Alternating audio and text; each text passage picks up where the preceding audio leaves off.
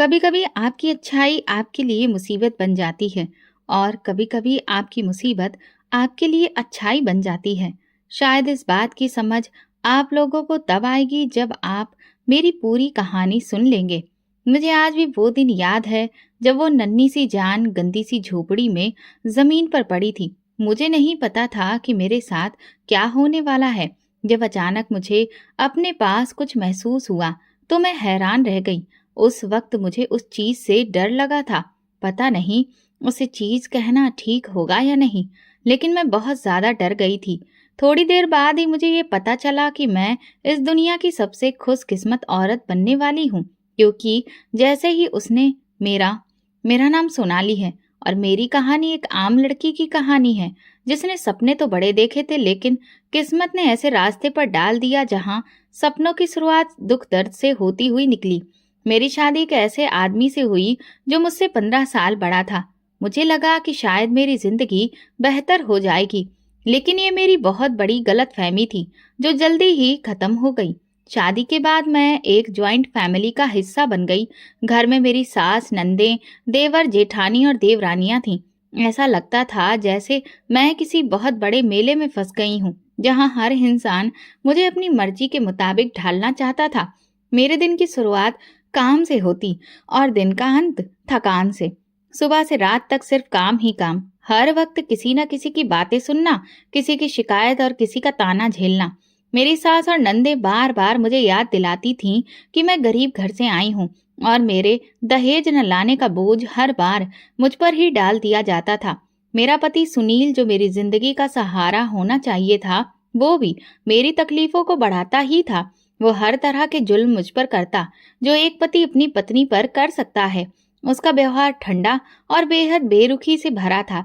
मैं किसी से अपने दिल की बात नहीं कर सकती थी, क्योंकि अगर मैं कुछ कहती तो यही जवाब मिलता कि ये पति का अधिकार है, पत्नी को सब्र करना चाहिए। मैं अपने दिल को यही समझाती रही कि शायद वक्त के साथ सब कुछ ठीक हो जाएगा। मेरे दिल में ये उम्मीद थी कि शायद औलाद होने के बाद मेरी जिंदगी में कुछ सुकून आ जाएगा। मैं अक्सर सोचती थी कि अगर मेरे पास एक बच्चा हो तो मैं अपनी खुशियां उस बच्चे में ढूंढ लूंगी, अपना सारा प्यार उसे दे दूंगी। लेकिन ये उम्मीद भी वक्त के साथ धुंधली हो गई, क्योंकि मेरा पति ना तो मेरे पास होता और ना ही कोई उम्मीद देता। मैंने कई बार सोचा कि अपनी तकलीफों के बारे में किसी को बताऊं, लेकिन फिर दिल में ये ख्याल आता कि कोई मेरी बात पर यकीन नहीं करेगा। एक दिन मैं बाजार में खड़ी थी जब एक अजनबी औरत मेरे पास आई और मुझे ध्यान से देखने लगी। वो बोली, तुम सुनील की पत्नी हो? मैं हैरान हुई और पूछा कि वो मुझे कैसे जानती है। उसने कहा कि उसने मेरी तस्वीर देखी थी। फिर उसने जो बताया उसे सुनकर मेरा दिल दहल गया। वो बोली, मैं तुम्हारे पति की पहली बीवी हूँ। ये सुनकर मेरे पैरों तले से जमीन खिसक गई। मैं हैरान और अविश्वास में उसे देखने लगी। उसने कहा कि सुनील ने उससे शादी की थी, लेकिन उसने तलाक ले लिया क्योंकि वो कभी भी एक बाप नहीं बन सकता था। उसने ये भी बताया कि सुनील के हालात कभी ठीक नहीं रहे और ना आगे ठीक होने की कोई उम्मीद थी, इसलिए उसने अपनी जिंदगी बर्बाद होने से बचा ली।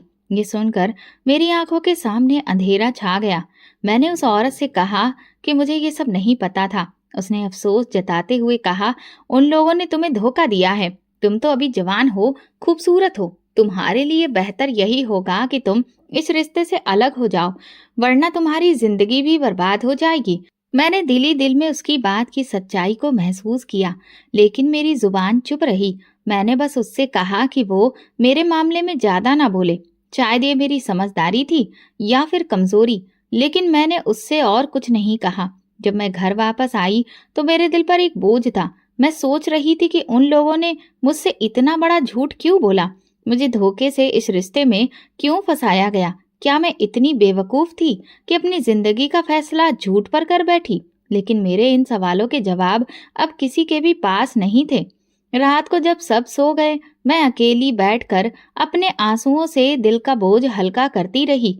मैंने सोचा कि अब मुझे क्या करना चाहिए। क्या मैं इस रिश्ते में रहकर अपनी जिंदगी इसी तरह बर्बाद करती रहूं, या फिर अपनी जिंदगी को एक नए सिरे से शुरू करने की हिम्मत करूं? ये वो पल था जब मैंने पहली बार अपने बारे में सोचा शायद ये मेरी जिंदगी का एक नया मोड़ था, लेकिन इस मोड़ पर क्या करना था, ये फैसला अभी बाकी था। मैं अपने माँ बाप की सबसे छोटी बेटी हूँ। हम एक गरीब घराने से बिलोंग करते हैं और मेरे माँ बाप ने मुझे बड़े अरमानों से पाला था। मेरी बड़ी बहन की शादी हो चुकी थी और वो अपने पति के घर में रहती थी। जब मुझे अपने पति की पहली पत्नी के बारे में पता चला और ये भी कि वो कभी बाप नहीं बन सकता, तो मेरी दुनिया अंधेरे में डूब गई। मैंने ये बात अपने माँ बाप को बताने के बारे में सोचा, लेकिन तुरंत ही दिल ने कहा कि वो पहले ही कितनी परेशानियों का सामना कर रहे हैं, उन पर और बोझ डालना ठीक नहीं होगा। इसी सोच के साथ मैंने अपनी बहन से बात करने का फैसला किया। वो बड़ी थी और मुझे लगा कि वो मेरी बात समझेगी और मेरी मदद करेगी। जब मैंने अपनी बहन को ये सब कुछ बताया, तो उसने मुझसे एक ऐसी बात कही जिसने मेरे दिल का बोझ और भी ज्यादा बढ़ा दिया था। वो कहने लगी, देखो सोनाली, हम गरीब लोग हैं। तुम जानती हो कि बिना दहेज के तुम्हारी शादी कैसे मुश्किल से हुई थी। ऐसे रिश्ते आसानी से नहीं मिलते। अब अगर तुम इस घर को छोड़कर वापस आ जाओगी, तो फिर तुम्हारी दोबारा शादी कौन करवाएगा? खुद सोचो, हमारे माँ बाप पहले ही परेशान हैं और हमारी बाकी बहनें भी बैठी हैं। उनकी शादियों का क्या होगा?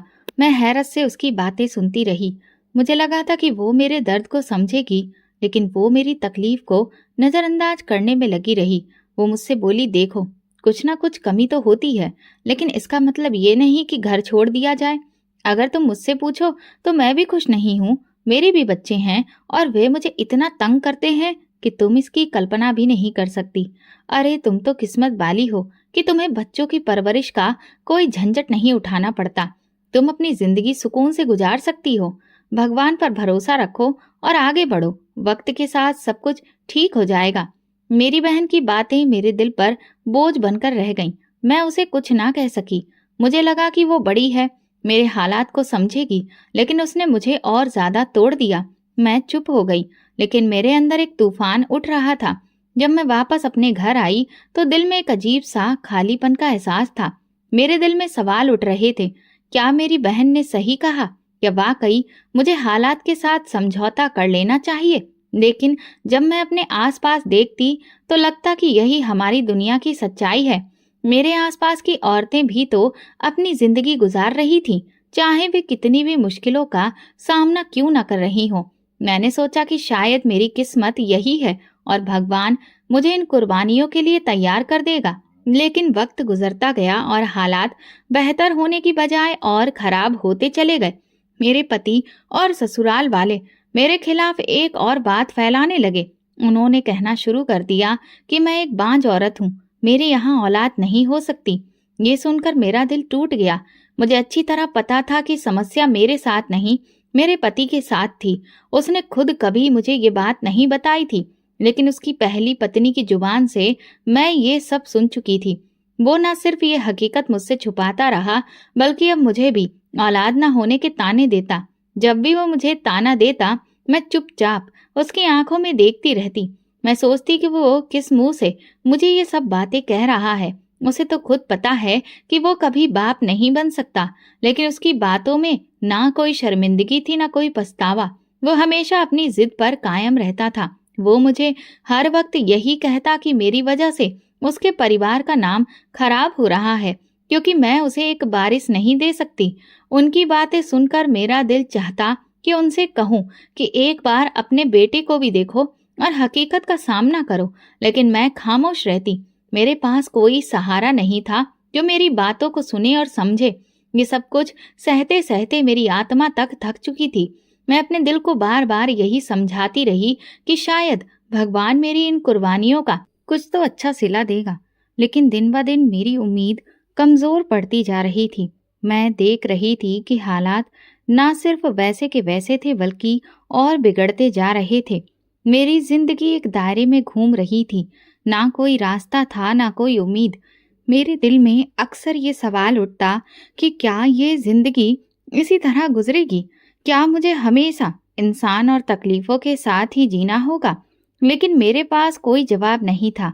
मैं अकेली अपने दर्द के साथ जी रही थी और मेरे दिल में बस एक ही प्रार्थना रह गई थी कि भगवान मुझे इन मुश्किलों से किसी भी तरह से निकाल दे। लेकिन मेरी मुश्किलें खत्म होने की जगह और ज्यादा बढ़ती जा रही थी। वो कहते हैं ना कि हर औरत माँ तो होती है, लेकिन हर औरत में माँ का दिल नहीं होता। मेरे अंदर वो दिल था। मैंने हमेशा बच्चों से मोहब्बत की थी और मेरे दिल में बच्चों के लिए एक अजीब सी कशिश थी, जैसे वो मेरी जिंदगी की खुशियों का ठिकाना हो। जब मैं अपनी बहनों के बच्चों को गोद में उठाती, उन्हें हंसते खेलते देखती, तो दिल चाहता था कि मेरे भी अपने बच्चे हों, जिन्हें मैं अपनी जान से ज्यादा चाहूं, जिन्हें अपने प्यार से परवान चढ़ाऊं। शादी के बाद ये ख्वाहिश और ज्यादा बढ़ गई थी। मेरे पति के व्यवहार और हालातों के तीखेपन होने की वजह से मैं हमेशा सोचती थी कि अगर मेरे अपने बच्चे होंगे तो शायद उनके सहारे मैं अपनी जिंदगी की परेशानियों को भूल जाऊंगी। लेकिन जब मुझे पता चला कि मेरे पति में वो कमी है जिसकी वजह से मैं कभी माँ नहीं बन सकती, तो मेरे दिल पर जैसे पहाड़ टूट पड़ा। ये बात ना सिर्फ मेरी जिंदगी के लिए एक डर बन गई, बल्कि मेरी अपनी पहचान की बुनियाद को भी इसने हिलाकर रख दिया। ये जानने के बाद बच्चों के लिए मेरा प्यार और बढ़ गया। मैं जहाँ भी किसी बच्चे को देखती, मेरा दिल मचलने लगता और दिल चाहता कि मेरे भी अपने बच्चे हों, जो मेरी गोद को भर दें और मेरी जिंदगी को खुशियों से भर दें। लेकिन सच्चाई ये थी कि मेरे पति के साथ ये मुमकिन नहीं था। ये सच्चाई मेरी जिंदगी की सबसे बड़ी मुश्किल बन गई थी। मेरे पति के दिल में ना मेरे लिए इज्जत थी, ना मोहब्बत। मैं जानती थी कि वो अच्छा आदमी नहीं है और वो मुझे इज्जत देगा भी नहीं। इसलिए मेरे दिल में ये आस थी कि अगर मेरे बच्चे होते तो शायद मेरी दुनिया बदल जाती, उनके साथ मेरा दिल लग जाता और शायद उनके सहारे मैं अपनी जिंदगी की परेशानियों को सहने की ताकत जुटा लेती। एक दिन मैंने गुस्से में अपने पति से कहा, मुझे छोड़ दो, तुम्हारे साथ जिंदगी गुजारना मेरे लिए सजा है। मेरी बात सुनकर वो बिल्कुल नहीं हिचकिचाया और फौरन जवाब दिया, ठीक है, मैं तुम्हें छोड़ने में एक पल भी नहीं लगाऊंगा, लेकिन उसके बाद तुम्हारा क्या होगा। उसकी ये बात मेरे दिल को चीर कर रख गई। मैं हैरान थी कि ये आदमी जो अपने वजूद में इतनी बड़ी कमी रखता है, फिर भी इतना घमंड में चूर है कि वो मुझे छोड़ने की धमकी देते हुए जरा भी हिचकिचा नहीं रहा था। मैं सोचती रही, क्या उस पर भरोसा करूं? उसे तीसरी पत्नी भी क्या उसे मिल जाएगी? क्या ये सच इतना बेखौफ और बेरहम है कि उसे मेरी हालत से कोई फर्क नहीं पड़ता? एक दिन मेरे दिल में हिम्मत आई और मैंने गुस्से से कह दिया, मुझे पता है कि तुम्हारी पहले भी शादी हो चुकी है। ये सुनकर वो गुस्से से लाल पीला हो गया और उल्टा मुझ पर इल्जाम लगाने लगा कि मैं झूठ बोल रही हूँ और उस पर गलत आरोप लगा रही हूँ।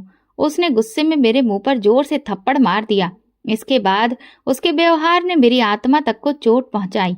मैं हैरान थी कि ये आदमी जो मुझसे मोहब्बत का दावा करता था, मेरे साथ ये सब कुछ कैसे कर सकता है। मेरी जिंदगी में मैं उसके घर में एक गुलाम की तरह रह रही थी और मेरी इज्जत उस घर में किसी के बराबर नहीं थी। घर के सारे नीचे काम मुझे ही करने को दिए गए थे। घर में और भी बहुएं थीं, लेकिन बाथरूम धोने की जिम्मेदारी सिर्फ मुझ पर डाली गई। मुझे कहा जाता कि मैं अपनी औकात में रहूं, यहाँ तक कि कूड़ा कचरा उठाने का काम भी मेरा ही था। मुझे रोजाना बदबूदार कूड़ा उठाकर काफी दूर तक डंपर तक फेंकने जाना पड़ता था। वो जगह हद से ज्यादा बदबूदार और गंदी थी, लेकिन मुझे यही काम बार बार करना पड़ता। मुझे इस काम से नफरत थी, लेकिन मेरे पास और कोई रास्ता नहीं था। ये सब मेरे लिए बेइज्जती के बराबर था, लेकिन मैं खामोशी से सब सहती रही। जिंदगी की ये दिन मेरे लिए किसी परीक्षा से कम नहीं थे। मैं सोचती थी, क्या ये जिंदगी है? क्या मैं हमेशा इसी तरह बेइज्जती और गिरी हुई जिंदगी के साथ जीऊंगी? मेरा दिल हर वक्त मायूसी में डूबा रहता, लेकिन मेरी आंखों में एक उम्मीद बाकी थी। मैं भगवान से प्रार्थना करती थी कि वो मेरी मुश्किलों को खत्म करें और मुझे खुशियां दें, लेकिन हालात ऐसे थे कि वो मेरी मुश्किलें खत्म नहीं कर रहे थे। मैं आज तक समझ नहीं पाई कि मेरी जिंदगी को इस मुकाम पर आखिर लाया ही क्यों गया। न जाने कितने ही सवाल मेरे दिल में घूमते रहते थे, लेकिन जिनके जवाब कोई नहीं था। मेरे पति को काम के सिलसिले में दूसरे शहर जाना था।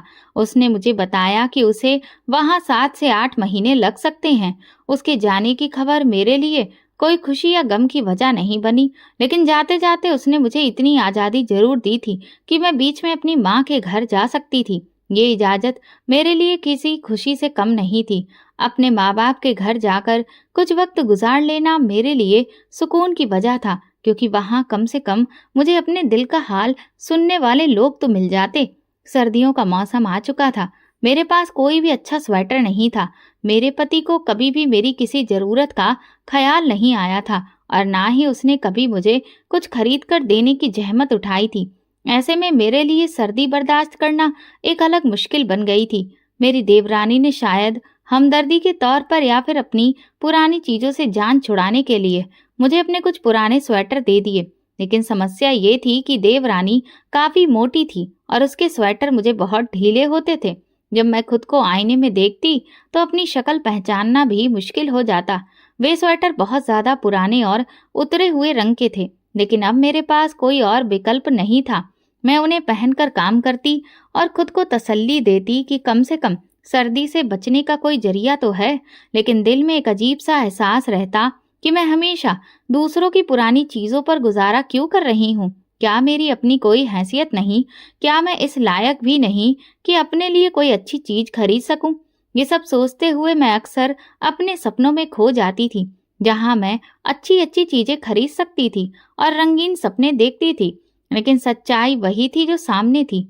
एक दिन मेरी जिंदगी में ऐसा मोड़ आया कि एक नया आगाज हुआ। वो रोज की तरह एक मामूली दिन था जब मुझे घर का कूड़ा उठाकर डंपर तक ले जाना था। मैं बदबू से परेशान अपनी किस्मत को कोसती हुई कूड़े के ढेर के पास पहुंची। मैं बदबूदार जगह की तरफ धीरे धीरे जा रही थी। ये रास्ता मेरे लिए बहुत मुश्किल था, लेकिन मेरे पास और कोई चारा नहीं था।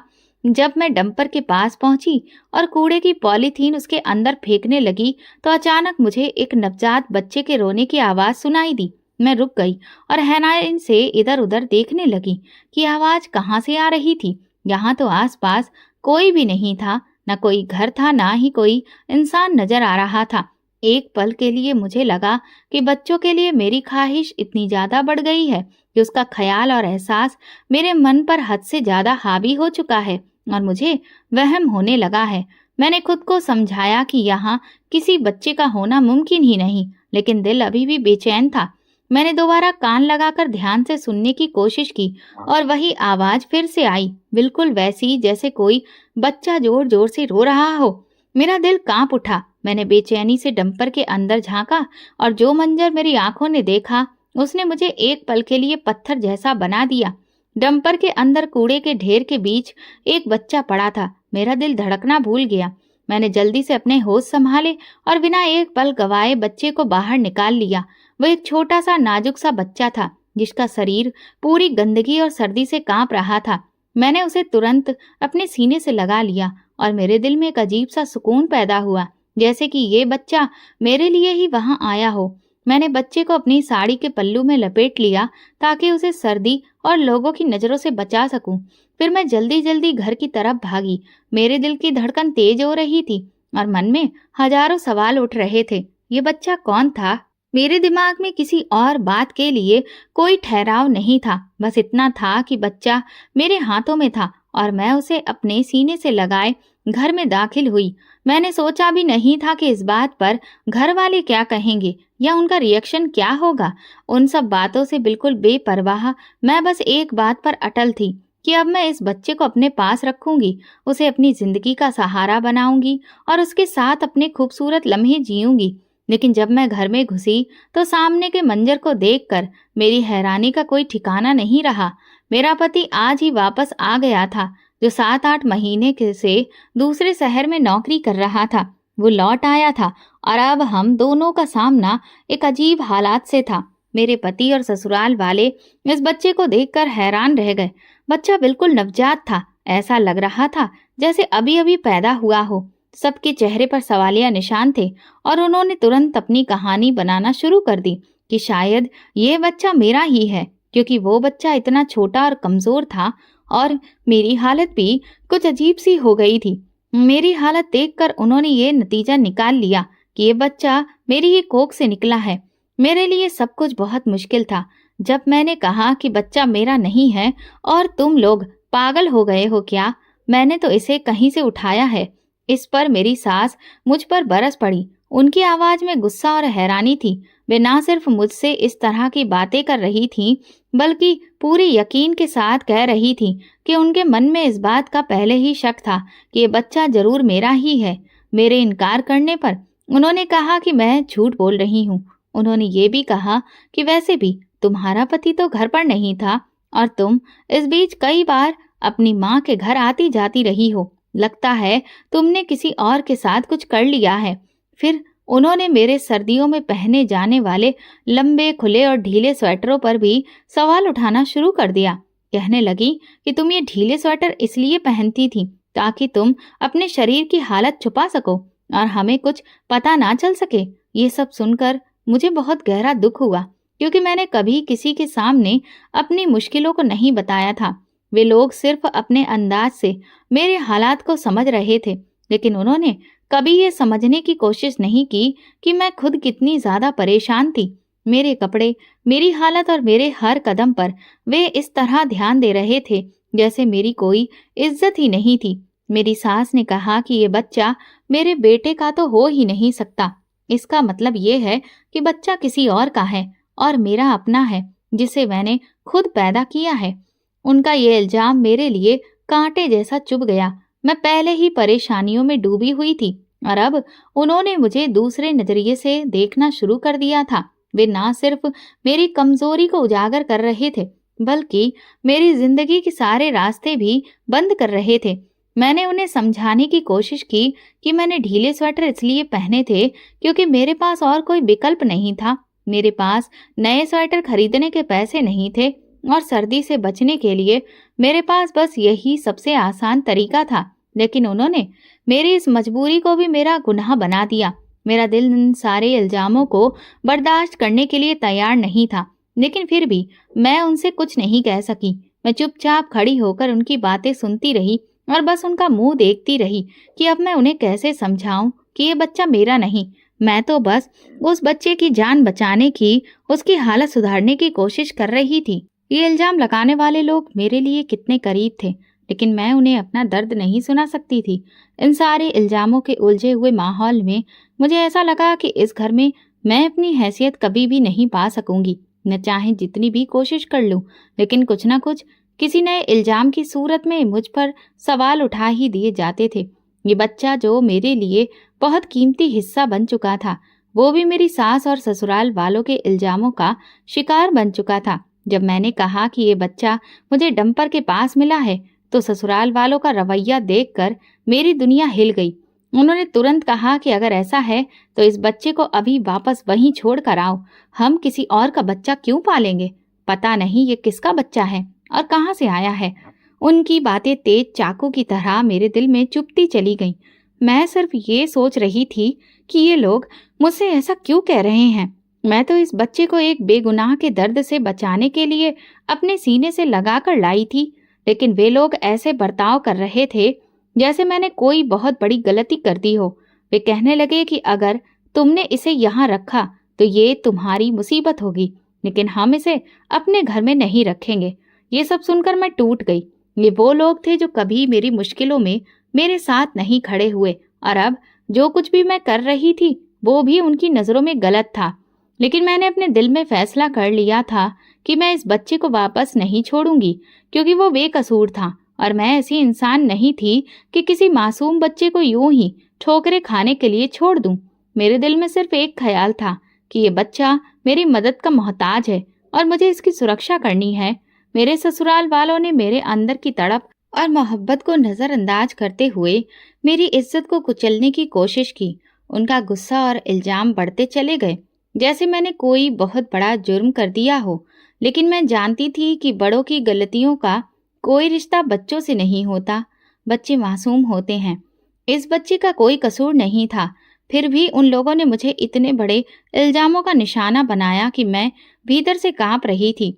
मैंने उन लोगों की बातें सहते हुए कहा कि मैं इस बच्चे को वापस नहीं छोड़ूंगी। ये मेरी जिम्मेदारी है और मैं इसे निभाऊंगी। इसके बाद मैंने हिम्मत करके और दिल की गहराई से एक और बात कही कि मेरे पति से तो बच्चा कभी हो ही नहीं सकता, क्योंकि वो नपुंसक है। तो फिर मैं क्यों इस बच्चे को वापस करूं? ये बच्चा मैं पालूंगी। ये बात सुनकर मेरी सास की आंखों में गुस्सा भर गया और उन्होंने मुझसे कहा कि तुम इस घर से अब निकल जाओ, फौरन दफा हो जाओ। मेरी सास के शब्द मेरे दिल पर उस वक्त जैसे तूफान बनकर गुजरे। वे मुझसे इतनी बेरहमी से बात कर रही थी जैसे मैंने कोई बहुत बड़ा अपराध कर दिया हो। उनकी आंखों में जो नफरत थी वो मैं इतनी शिद्दत से महसूस कर रही थी कि मैं अपनी जगह पर जम गई थी। अब मैं उनकी नजरों में और भी ज्यादा गिरी हुई औरत बन चुकी थी, जो उनके ठुकराए जाने के लायक थी। मेरे पति ने भी मुझे धक्के देकर घर से निकाल दिया। वो भी मेरी हालत को समझने की बजाय बस ये देख रहे थे कि इस बच्चे की मौजूदगी उन्हें कितनी परेशानी दे रही थी। उस पल मुझे एहसास हुआ कि मैं उन सबके लिए एक बोझ बन चुकी थी, जिसे वे जल्दी से अपनी जिंदगी से निकाल देना चाहते थे। मेरे पास कुछ भी नहीं था, ना इस बच्चे को दूध पिलाने के लिए कुछ था और ना ही उसकी देखभाल के लिए कोई सामान। बस एक दुपट्टा था जिसमें मैंने इस बच्चे को लपेट रखा था। अब मैं सड़क पर खड़ी थी और सर्दी की तेज हवाएं मेरे शरीर में चुभ रही थीं। रात होने वाली थी और मुझे एहसास हो रहा था कि मेरे पास इस बच्चे को बचाने के लिए कुछ भी नहीं है। मेरी जिंदगी जैसे एक तूफान के बीच फंस गई थी। घर वापस जाना भी मेरे लिए मुमकिन नहीं था, क्योंकि वहां भी मुझे बस इल्जाम ही मिलते। अपने लोगों की बातों को सुनना इंसान के लिए बहुत तकलीफदेह होता है, लेकिन जब ये बातें अपने ही घर वालों से सुननी पड़े तो दिल टूट जाता है। इंसान परायों के ताने तो सह लेता है, पर अपनों के ताने दिल को चीर जाते हैं। मेरी आंखों में आंसू थे, लेकिन जुबान खामोश थी, क्योंकि मैं अब कुछ भी कहने के काबिल नहीं रही थी। मेरी तकलीफ और दिल की बेचैनी को समझने वाला कोई नहीं था। मैं जानती थी कि इस बच्चे का कोई कसूर नहीं था। उस वक्त मैं बस यही सोच रही थी कि अब जिंदगी के इस मोड़ पर मुझे और क्या करना चाहिए। क्या यही मेरी किस्मत थी कि मुझे अपने ही घर वालों से इतनी बेइज्जती का सामना करना पड़े? जब मैं एक मेडिकल स्टोर के पास पहुंची तो मेरे दिमाग में बस एक ही ख्याल था, इस बच्चे की जरूरत पूरी करना ही मेरी सबसे बड़ी जिम्मेदारी है। ये छोटा सा बच्चा जो जिंदगी की पहली सांस में ही इतनी तकलीफ में डूबा था, उसके लिए मैं बस इतना करना चाहती थी कि उसकी तकलीफ को कम कर सकूं और वो सुकून से सो सके। मैंने उसे अपने स्वेटर में जगह देकर ठंड से बचाने की कोशिश की। फिर मैं मेडिकल स्टोर पर गई और उसके मालिक से कहा कि छोटे बच्चों को दूध पिलाने वाला कोई फीडर या पानी की बोतल या अगर आपके पास कोई और चीज हो तो मुझे दे दीजिए। मेरा दिल बहुत बेचैन था, क्योंकि मेरी नज़र में उस बच्चे की जिंदगी सबसे बड़ी जरूरत थी। उस वक्त मुझे बस इतना चाहिए था कि वो किसी भी तरह दूध पी ले, उसका पेट भर जाए, ताकि उसे कुछ सुकून मिल सके। मेडिकल स्टोर वाले ने सारी चीजें मेरे सामने रख दी। जब उसने बिल का हिसाब बताया तो मेरे दिल की धड़कन तेज हो गई। वो इतना ज्यादा था कि मेरे पास पूरे पैसे नहीं थे। गम और अफसोस ने मुझे और भी कमजोर कर दिया। फिर मुझे याद आया कि मेरे पास एक आखिरी चीज है जिसे मैं बेच सकती हूँ, मेरे सोने के टॉप्स, जो मेरी माँ ने मुझे बचपन में बनवा कर दिए थे जब मैंने पहली बार अपने कान छिदवाए थे। वे टॉप्स मुझे सबसे प्यारे थे। मैंने वो सोने के टॉप्स निकाले और बिना किसी हिचकिचाहट के काउंटर पर रख दिए। मेडिकल स्टोर वाले ने देखा और तुरंत कहा, बहन जी आप क्या कर रही हैं? पैसे दीजिए, सोने के टॉप्स क्यों दे रही हैं? उसकी बातों में अजीब सी हैरानी थी, जैसे वो मेरी हालत को समझ नहीं पा रहा था। मैंने उसकी आंखों में देखते हुए कहा, मेरे पास पैसे नहीं हैं भैया, आप ये ले लीजिए। जब मेरे पास पैसे होंगे तो मैं आपको पैसे देकर टॉप्स वापस ले आऊंगी। उसका चेहरा अफसोस से भर गया। उसे मेरी हालत पर यकीन करना मुश्किल हो रहा था। वो मुझे अजीब नजरों से देखने लगा। मैंने कहा, भैया ये बच्चा मेरा नहीं है, मुझे रास्ते में मिला है। अगर आप कुछ गलत सोच रहे हैं तो मैं बता दूं कि मैं कोई बुरी इंसान नहीं हूँ। जब ये शब्द मेरे मुंह से निकले तो मेरी आंखों से आंसू बहने लगे। वो मेडिकल स्टोर वाला मुझे देख रहा था। उसकी आंखों में भी नमी आ गई थी, जैसे वो मेरा दर्द समझ रहा हो। फिर उसने मेरे सिर पर हाथ रखकर कहा, आप मेरी बहन जैसी हैं, सामान ऐसे ही ले जाइए और बेफिक्र रहिए। उसकी बातों में इतनी हमदर्दी और इंसानियत थी कि मैंने सोचा शायद वो समझ चुका था कि मैं एक मजबूर औरत हूँ, जिसे बेबसी की हालत में ये कदम उठाना पड़ा। उसने ना सिर्फ सामान दिया बल्कि अपने घर से अपने बच्चों के कुछ कपड़े भी लाकर दे दिए और पूछा, आपके पास रहने की जगह तो है ना? मुझे लगा जैसे वो वाकई मेरी हालत से हमदर्दी रखता था। उस पल मेरे दिमाग में एक ख्याल आया कि मैं उसे अपनी पूरी कहानी बता दूं कि मैं कहाँ जा रही हूँ, क्यों सड़क पर हूँ और क्यों अपने ही घर से निकाली गई हूँ। लेकिन फिर मुझे एहसास हुआ कि किसी अजनबी के एहसान को इतनी जल्दी अपनाना ठीक नहीं होता। मैं जानती थी कि मेरे पास उस वक्त कोई और रास्ता नहीं था। अगर मैं उसका एहसान लेती तो शायद वो मुझ पर और भी तरस खाकर मदद करता। लेकिन मैंने दिल में फैसला किया कि मैं उसका एहसान नहीं लूंगी। मैंने कहा, भैया मैं खुद संभाल लूंगी। उसने कहा, ठीक है। मैंने उसे धन्यवाद कहा और आगे बढ़ गई। मैंने बच्चे को कपड़े पहनाए, फिर फीडर में थोड़ा सा दूध और पानी मिलाकर उसे दूध पिलाया। वो बच्चा बहुत कमजोर था। जब उसका पेट भर गया तो वो सुकून से सो गया। उसे सोते देख मुझे भी थोड़ा सुकून महसूस हुआ, मगर अपनी हालत के बारे में सोचकर मेरा दिल भर आया। मैं इस बच्चे को पालते हुए खुद को इस एहसास में डूबी हुई महसूस कर रही थी कि मेरी जिंदगी मुझे ये कहाँ ले आई थी। अब आगे क्या होगा मैं नहीं जानती थी, लेकिन मुझे लगा कि ये बच्चा दरअसल मुझे एक नई हकीकत सिखा रहा था कि कभी कभी इंसानों को एक दूसरे की मदद की जरूरत होती है, लेकिन जब अपने मदद करने वाले लोग मुंह मोड़ लेते हैं तो आपकी दुनिया तकलीफों से भर जाती है। मैंने इस बच्चे को अपना लिया था। उसकी मौजूदगी ने मेरे अंदर एक नया जज्बा जगा दिया था कि मैं इस बच्चे के लिए किसी भी हद तक जा सकती हूँ। ये सोचते हुए मेरी आंखों में एक नई हिम्मत आ गई थी। लेकिन जब भी मैं अपने घर की तरफ पलटकर सोचती थी तो याद आता कि मुझे तो अपने ही घर वालों ने निकाल दिया था, सिर्फ इसलिए कि मैंने एक बच्चे को अपनाया था। मैं बार बार सोचती कि आखिर मैंने ऐसा क्या किया था जिसकी वजह से मुझे इतना बुरा सुलूक सहना पड़ा। फिर भी मेरे दिल में एक अजीब सा सुकून था। इतनी मुश्किलें सहने के बाद भी मैं इस बच्चे को अपनी मोहब्बत दे रही थी। मुझे पता था कि लोग यही सोचेंगे कि वो बच्चा मेरा है, क्योंकि मैंने उसे अच्छे कपड़े पहनाए थे और उसकी ज़रूरतें पूरी कर रही थी। वो बच्चा मेरे सीने से चिपक कर सो रहा था, लेकिन मुझे खुद को हमेशा इस हकीकत से जोड़कर रखना था कि मेरा उससे कोई खून का रिश्ता नहीं था। मैं उसकी परवरिश सिर्फ इंसानियत और मोहब्बत की बुनियाद पर कर रही थी। उस पल में खुद को उस बच्चे के लिए एक माँ की तरह महसूस कर रही थी और उसकी मौजूदगी मुझे ऐसा सुकून दे रही थी जो किसी और इंसान के साथ मुमकिन नहीं था। रात का वक्त था और अब मेरे लिए इस बच्चे की परवरिश का सवाल था। लेकिन मैं ये सोचकर परेशान थी कि रात कहाँ गुजारूंगी, कुछ समझ नहीं आ रहा था। फिर अचानक मेरी नज़र एक छोटी सी झोपड़ी पर पड़ी। वो जगह बिल्कुल खाली लग रही थी और अंदर एक बिस्तर पड़ा था जो शायद किसी मजदूर या बेघर का था। वहां पर कोई आ जा नहीं रहा था, इसलिए मैंने अंदर जाकर बैठने का फैसला किया। झोपड़ी के अंदर जाकर मैंने बच्चे को अपने सीने से लगा लिया और दोबारा उसे दूध पिलाया। वो सुकून से सो गया, लेकिन इसके बाद मैं खुद को एक नए एहसास में डूबता हुआ महसूस कर रही थी। अचानक मुझे झोपड़ी की दहलीज पर किसी के कदमों की आवाज सुनाई दी। मैंने नजर घुमाई तो देखा कि एक आदमी अंदर आ रहा था जिसने बहुत अच्छे और साफ सुथरे कपड़े पहन रखे थे। उसकी गर्दन में एक कार्ड लटका था जिससे लग रहा था कि वो किसी कंपनी से ताल्लुक रखता है।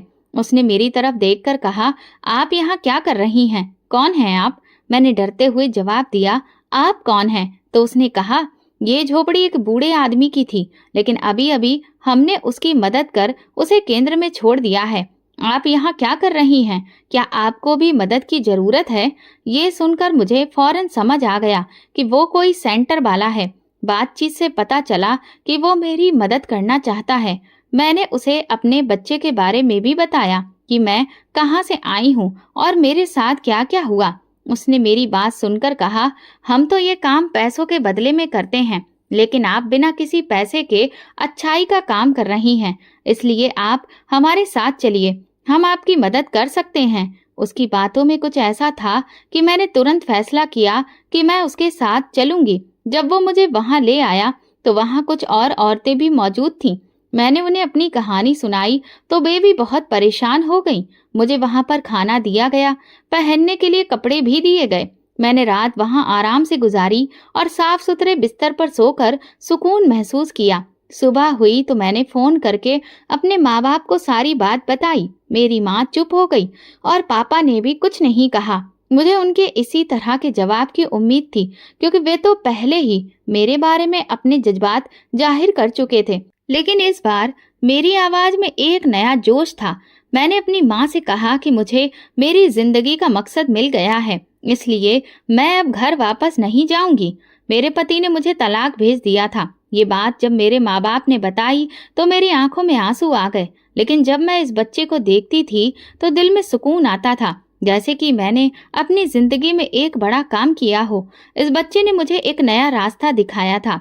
मैं समझ चुकी थी कि जिंदगी का मकसद सिर्फ खुद खुश होना नहीं, बल्कि दूसरों के लिए कुछ अच्छा करना है। धीरे धीरे 10 साल बीत गए और मैं इस बच्चे के साथ अपनी जिंदगी गुजारती रही। मैंने बच्चे का नाम चंदन रखा। वो मुझे माँ कहता और जब वो ये शब्द बोलता तो मुझे अंदर से खुशी महसूस होती। इसके बाद केंद्र वालों ने मेरे लिए एक सही रिश्ता तलाश किया और मेरी शादी एक अमित नाम के आदमी से कराई। अमित ने मुझे और चंदन को अपनी जिंदगी का हिस्सा बनाया। वो ना सिर्फ एक बहुत अच्छा इंसान था, बल्कि उसने मुझे और चंदन को अपनाकर एक मिसाल पेश की थी। वो वास्तव में एक नेक दिल इंसान था। उसने मुझे एक नई जिंदगी दी। अब मेरी जिंदगी खुशहाल थी और मेरे माँ बाप भी मुझसे मिलने जुलने लगे थे, क्योंकि अब मैं एक अमीर आदमी की पत्नी बन चुकी थी। लेकिन सबसे खास बात यह थी कि मेरी जिंदगी में सुकून था। अब जब मैं सबको देखती हूँ तो उनके चेहरे पर सच्चाई नजर आती है। मैंने अपनी जिंदगी का मकसद पा लिया था। अब मैं हर किसी को यही समझाने की कोशिश करती हूँ कि ये जिंदगी सिर्फ पैसा या हैसियत का मामला नहीं है, बल्कि मोहब्बत, इंसानियत और सच्चाई का मामला है। जब हम अपनी जिंदगी में बुरे लोगों से जुड़ जाते हैं तो हमें लगने लगता है कि शायद इस दुनिया में अच्छे लोग हैं ही नहीं। ये सोच हमारे दिल और दिमाग पर कब्जा कर लेती है और फिर हम हर इंसान को शक की नज़र से देखने लगते हैं। हम भूल जाते हैं कि दुनिया में बहुत सारे अच्छे लोग भी हैं जो हमें मुश्किल वक्त में मदद देते हैं, जिनके दिल में इंसानियत की मोहब्बत होती है और जो किसी का दिल दुखाए बिना अपना अच्छा किरदार निभाते हैं। जब मुझे अपनी जिंदगी की सबसे बड़ी मुश्किल का सामना करना पड़ा, जब मुझे अपने ही घर से बेदखल कर दिया गया और सबने मुझ पर इल्जाम लगाए, तब मैंने सोचा था कि शायद अब मुझे जिंदगी में कोई सच्चाई नहीं मिलेगी। लेकिन फिर एक इंसान आया जो ना सिर्फ अच्छा इंसान था, बल्कि जिसकी नीयत में भी कोई खोट नहीं था। वो मेडिकल स्टोर वाला इंसान जिसने मेरी मदद की और मुझे उम्मीद दी। उसकी अच्छाई ने मेरी नज़र को बदला। मैंने दोबारा महसूस किया कि दुनिया में अच्छे लोग भी हैं। मेरे पति अमित ने भी मुझे और इस बच्चे को अपनी जिंदगी का हिस्सा बनाकर यही सबक दिया कि अच्छे लोग अभी भी इस दुनिया में मौजूद हैं। मुझे फक्र है कि मैंने एक अच्छा इंसान पा लिया है। आज जब मैं अपनी जिंदगी को पलट कर देखती हूँ तो मुझे गर्व होता है कि मैंने उस बच्चे को मोहब्बत दी जिसे किसी ने डंपर में फेंक दिया था। आज मैं खुद अपने बच्चों को जन्म देने वाली हूँ और शायद इसी वजह से भगवान ने मुझे इतनी खुशियाँ दी हैं। मेरी कहानी ने मुझे यही सिखाया कि अगर हम दुनिया में अच्छाई तलाश करें तो वो हमें ज़रूर मिलेगी। अगर हम दूसरों के साथ भलाई करेंगे तो उसका फल हमें मिलेगा। आज मेरी जिंदगी में सुकून है और मैं जानती हूँ कि मेरी जिंदगी अब एक नई रोशनी से भर चुकी है। आखिर में मैं यही कहना चाहती हूँ कि हर औरत माँ तो होती है, लेकिन हर औरत में माँ का दिल नहीं होता। वो भी तो एक औरत ही होगी जिसने इस बच्चे को डंपर में फेंक दिया था, लेकिन भगवान का शुक्र है कि वो बच्चा मुझे मिल गया। कभी कभी जिंदगी में ऐसे मोड़ और परीक्षाएं आती हैं जहां हमें अपनी गुमसुदगी और बेबसी में एक नई हिम्मत मिलती है जिसका हमें खुद भी अंदाजा नहीं होता। इस बच्चे के मेरी जिंदगी में आने से मुझे ये सबक मिला कि जिंदगी में कोई भी चीज़ यूं ही नहीं होती। हर चीज़ का एक मकसद होता है और एक रास्ता होता है। बस हमें भगवान पर भरोसा रखना चाहिए। दोस्तों, अगर आपको हमारी कहानी पसंद आई हो तो कमेंट करके ज़रूर बताएं। वीडियो को लाइक करें और ज़्यादा से ज़्यादा शेयर करें। अगर आप चैनल पर नए हैं तो सब्सक्राइब जरूर करें और नोटिफिकेशन बेल दबाएं ताकि अगली अपडेट सबसे पहले आपको मिले। धन्यवाद।